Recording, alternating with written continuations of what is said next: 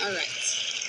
I represent the Career Ladder program, but Billy Hunter is your next speaker for the traditional program.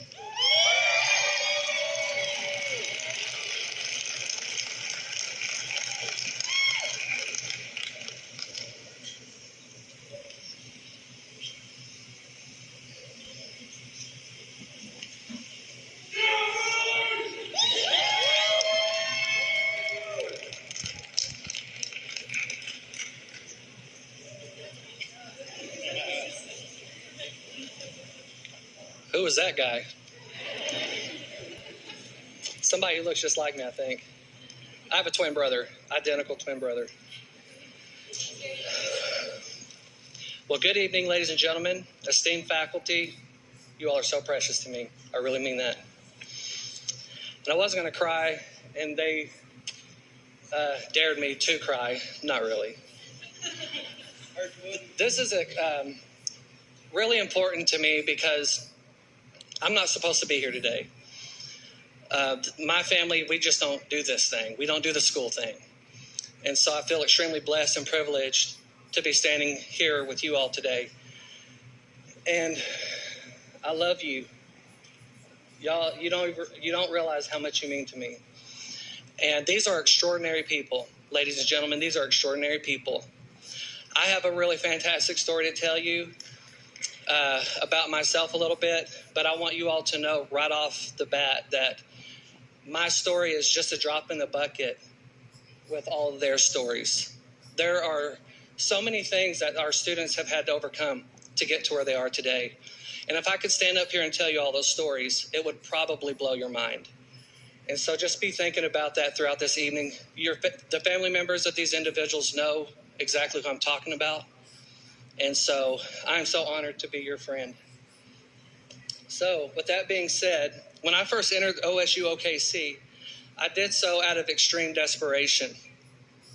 Prior to moving to Oklahoma City, I went through a devastating experience. After 18 years,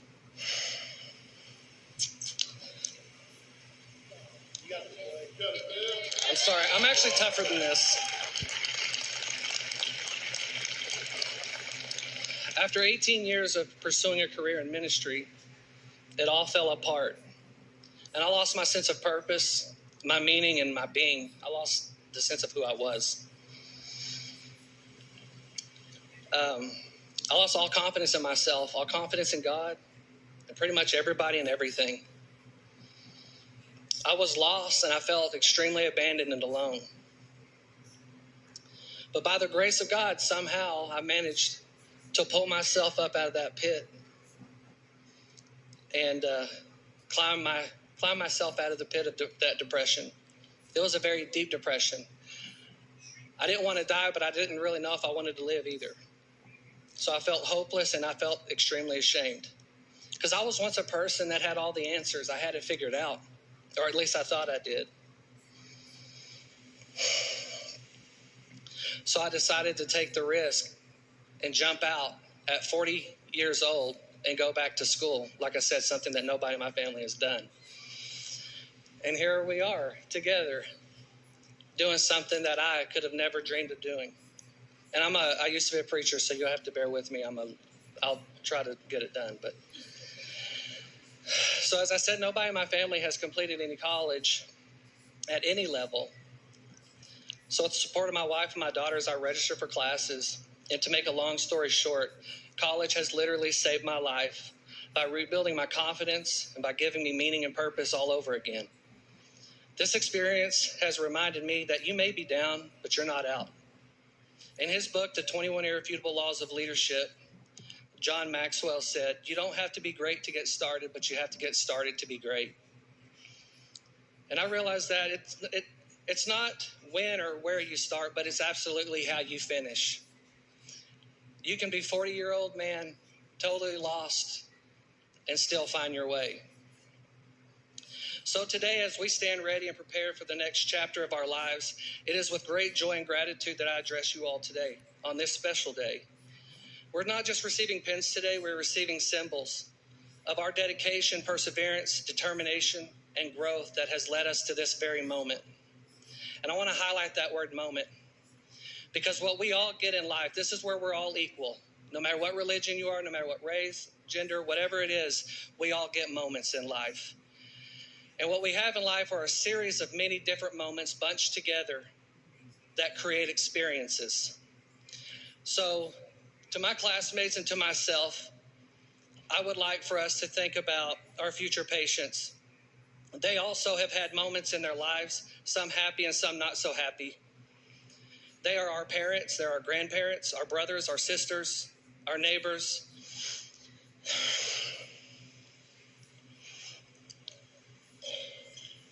And we have this great honor and responsibility to care for them in perhaps their darkest moment. And some of you, I'm sure, have shared some time in the hospital, so you know how dark and how bleak those moments can be. But while reflecting on our experience over the past 4 semesters, it's clear that nursing school has been an adventure, with both highs and lows. For the late night study sessions, clinicals, e-tools, clinical judgment, models, concept maps, blah, blah, blah. And all those unit exams that you better pass or else. I lost my spot, sorry. Oh yeah, unit exams. We've weathered them all. And here we stand, right here, in this very moment, stronger and more resilient. So today is a testament to our hard work, our passion, and unwavering commitment to be the absolute best nurses possible. With this group of people, I believe nursing is in good hands.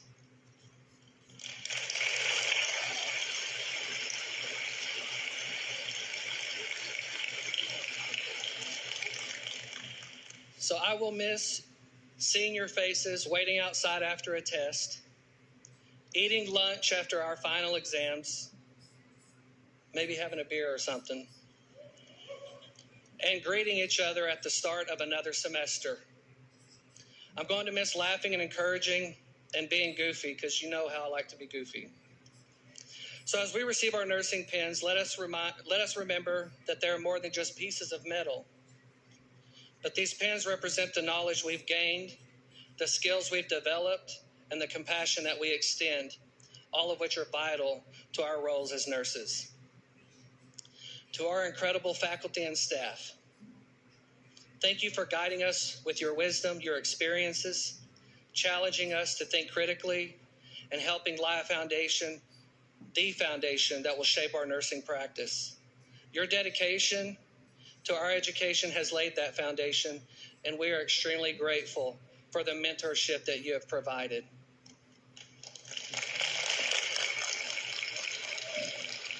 I remember in second semester, we started off with Miss Brooks, and to make a long story short, we couldn't have her as our clinical instructor.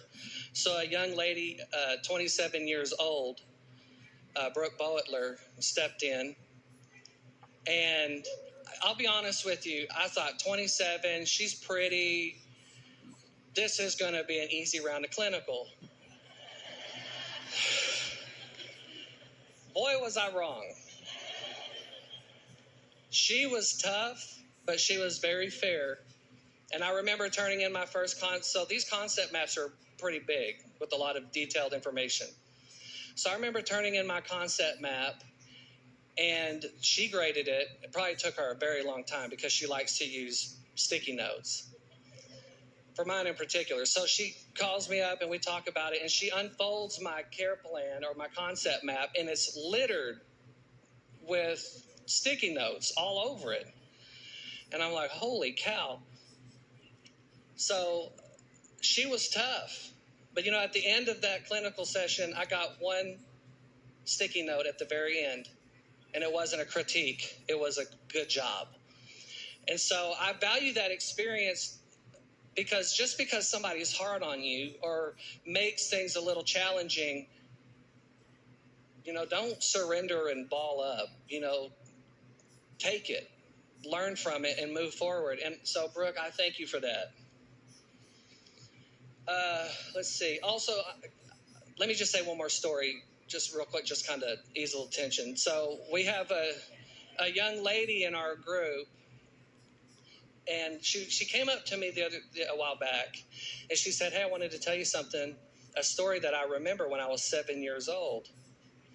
And the story goes, it's a very short story, but her mother used to take her up to the college campus at OSU, and she and her brother would sit at the hub or the cafeteria at the student center while she attended classes. Well, she graduated nursing school, and here Maggie Molina is graduating nursing school, following in her mother's footsteps.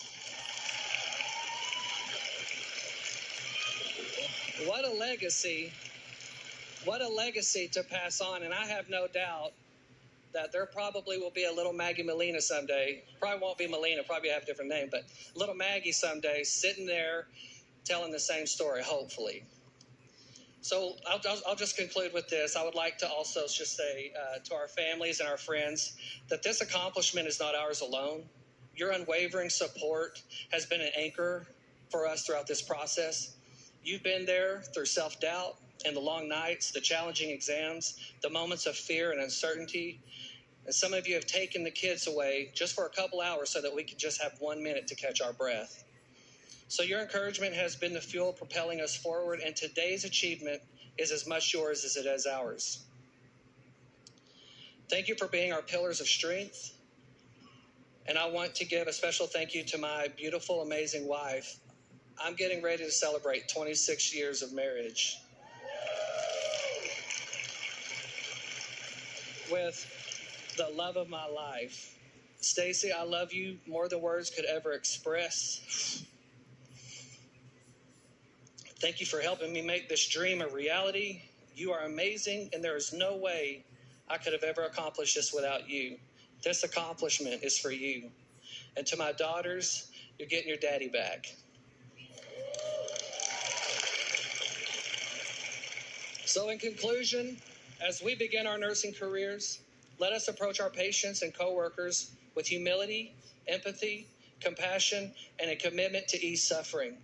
Let's be torchbearers by bringing the light of hope and healing to pierce their darkness. Healthcare is ever evolving, and as nurses, we must be adaptable, dependable, resilient in the face of change. And so when we get out there, we must support, encourage each other, and change lives together. And I know we're all excited about finally making money. I know my wife is. As wonderful as it is to make money, let's let the driving force and our passion be making a difference. Thank you very much, and God bless you.